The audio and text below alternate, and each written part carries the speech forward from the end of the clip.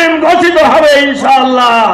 বাংলাদেশে কাদিয়ানী সম্প্রদায় সরল মনা মুসলমানদেরকে বিভ্রান্ত করে যাচ্ছে। এই কারণে রাষ্ট্রীয়ভাবে কাদিয়ানী সম্প্রদায়কে অমুসলিম ঘোষণা দেওয়ার ক্ষেত্রে আমরা কোনো কার্পণ্য বরদাস্ত করব না, বরদাস্ত করব না। সংগ্রামী ভাই এবং বন্ধুগণ, আজকের এই সরোয়ার্দী উদ্যানে আজকে আমরা যে মহাসম্মেলনে উপস্থিত হয়েছি, এটা আজকে শুধু সরোয়ার্দী উদ্যান নয়, গোটা বাংলাদেশের সরোয়ার্দী উদ্যানে পরিণত হয়েছে।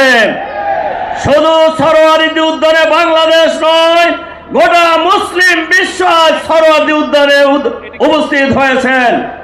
আমাদের সবার বক্তব্য পরিষ্কার। আল্লাহ বলেছেন মুহাম্মদুর রাসূলুল্লাহ সাল্লাল্লাহু আলাইহি সাল্লাম শেষ নবী।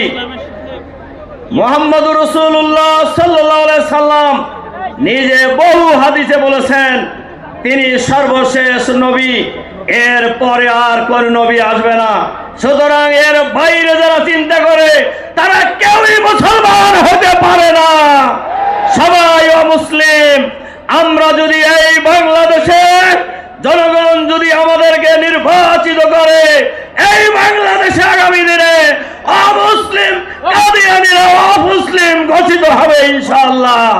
সংগ্রামী ভাই এবং বন্ধুগণ, কাজে এই অমুসলিমের ব্যাপারে, কাদিয়ানীদেরকে অমুসলিম ঘোষণার ব্যাপারে কারোর কোনো দ্বিমত নেই। আসুন আমরা সবাই মিলে এই আন্দোলনকে আরো জোরদার করি, সেই আহ্বান জানিয়ে আমার বক্তব্য শেষ করছি। আল্লাহ হাফেজ। বাংলাদেশ জিন্দাবাদ।